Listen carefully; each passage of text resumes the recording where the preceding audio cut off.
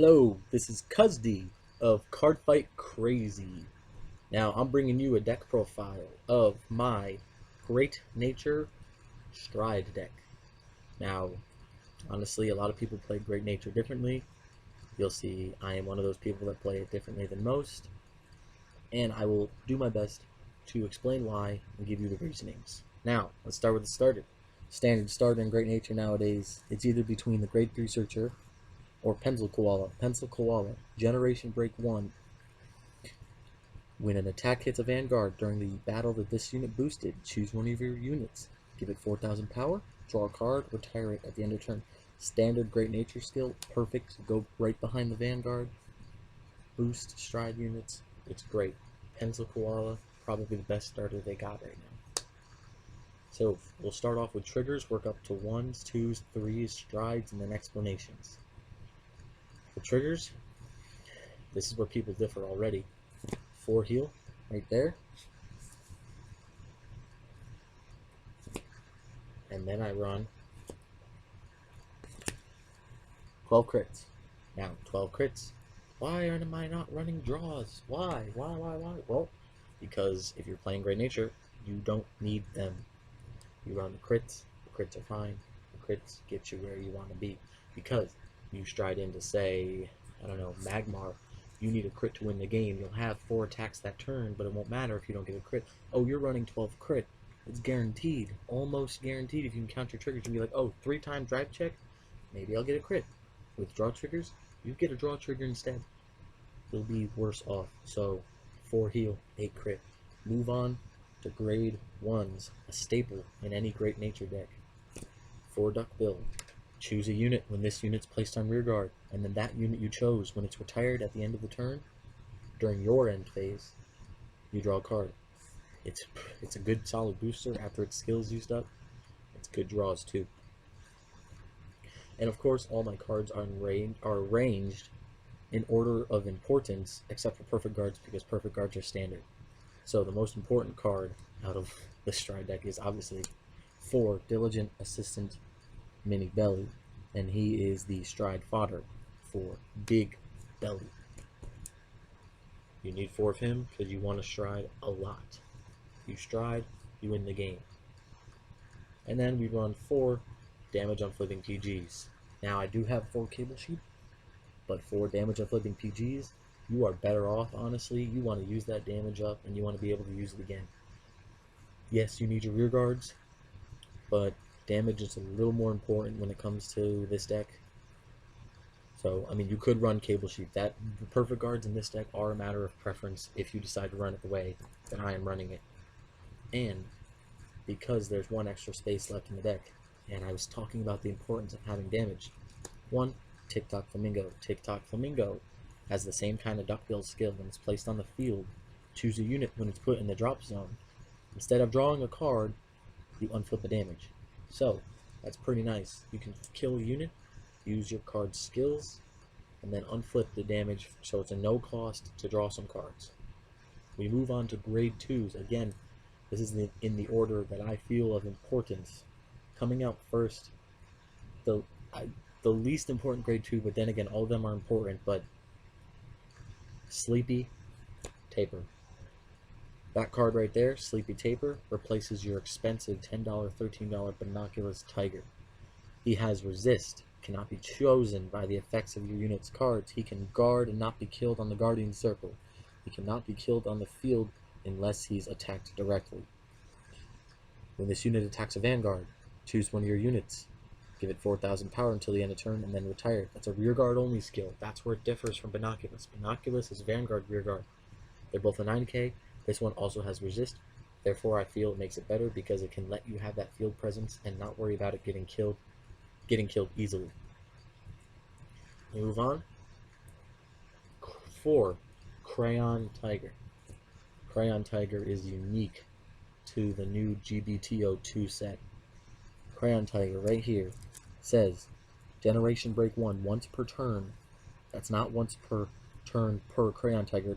It is once per Crayon Tiger, but you only use it once ever when you're attacking to get 4 attacks total. Counterblast 1 when this unit attacks a Vanguard. If it's boosted, Pay the cost, choose one of your rear guards, stand it, it gets 4K, draw a card, and retire the unit. Essentially, it throws a duckbill and koala and a, well, what's that one card? Dang. That one grade 3, Polaris, that's its name. It throws Polaris, duckbill, and koala. And I guess you can throw in Tank Mouse and koala in one. Your one card just needs to be boosted, attack, stand a unit, give it 4K, and an extra draw. Stacks draws like crazy. Now I feel the biggest staple in the New Age Great Nature deck. Capable Assistant Guru Wolf. Now, Capable Assistant Guru Wolf, you may be questioning entirely. Let's explain. When this unit's attack hits a Vanguard, if the attack is 20,000 or greater, draw a card. Now, it's very easy to hit 20,000 or greater in this New Age of Great Nature. It's basically the deck will do that for you without you even having to try really hard at all. And so that being said, if you are able to stand using Crayon Tiger, you go attack, oh it's 20,000 or greater, oh if it hits I draw. Then Crayon Tiger attacks with a boost, obviously stand. Oh, now it has a draw stacked on it, you kill it at the end of the turn, and if it hits you draw a card. Your opponent's going to try to guard that. They don't want you drawing extra cards if they can help it. That is the Legion mate to the next grade 3 I have coming out. Right there, there's your Legion. 4. Fervent Professor Guru Tiger. Fervent Professor Guru Tiger. Legion with Guru Wolf. And its skill. Choose a card with the same name as the unit on your Vanguard. One of these two. Discard it. Then choose 2 units. And when these 2 units are retired, you can unflip a damage for each unit retired, draw a card, and return them to the field from the drop zone, so they do not die. I feel this card, after I've learned how to play it properly, is now a current staple in this deck. Not the other Legion, this Legion. Not Tester Tiger, or, not Tester Fox. Guru Tiger. Guru Tiger's skill. Unflips damage. Early game, you can use him, get your damage back, Legion, then get your damage back, get early draws. You don't necessarily want to stride. Stride once, get your generation break so you can use cards like Crayon Tiger. Then you want to ride into the boss card of the deck as a final kind of couple turns left. Famous Professor Big Belly. Famous Professor Big Belly says, Generation Break 1 or 2. When this unit attacks a Vanguard, choose one of your other rear guards, gets plus 4,000 power. At the end of that turn, draw a card, retire that unit. So standard skill for this nuanced deck, for the new deck. But then it has the on-stride skill, which makes the card all worth it, because you'll never really use Generation Break 2 unless you're desperate. Counterblast 1, during your turn, when your G unit stride, you may pay the cost. If you do, choose up 2 of your rear guards. Until the end of turn, they get plus 4,000, and when the attack as the same column hits as the unit, so it doesn't have to boost, you can give it to a grade 1 and have the grade whatever card in front of it attack, and if it hits and if the attack was over 20,000 or greater, you draw a card. You don't even need to boost. So you choose 2 units, give them power, and at any time a unit in the same column as that hits, you draw a free card. Basically standing with Crayon Tiger that can be stacked and can keep going and adding draws if your opponent can't keep guarding. Now, we move on to what makes the deck really fun to play. Let me get the setup here. The ideal setup for this. No, booster doesn't really matter. You go here, here. Your Vanguard was Big Belly, so you would stride. This is right here, Pencil Koala. There's your field. You're about to stride.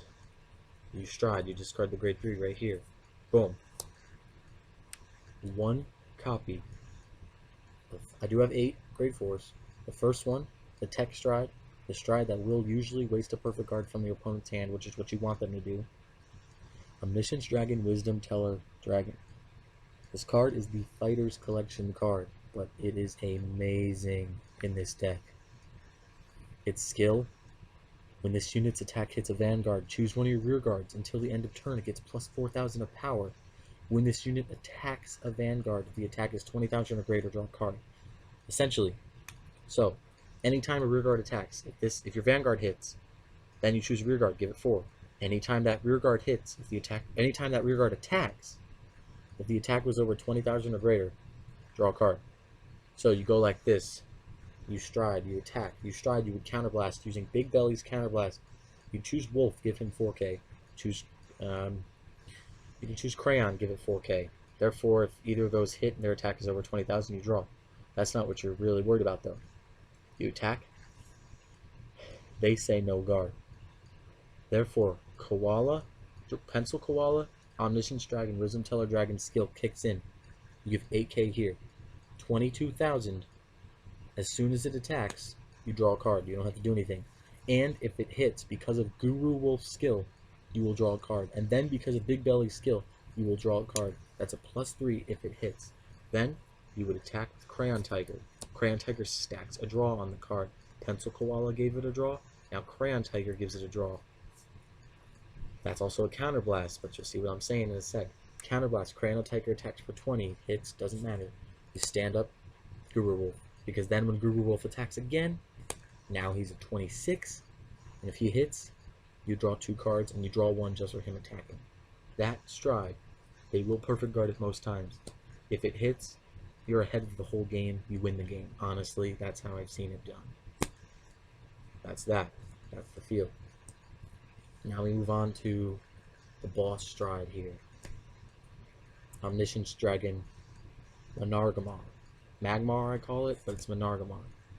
Manargamar's skill. Once per turn, counterblast 1, flip up a Magmar. Choose 2 of your rear guards. They get 4,000 power.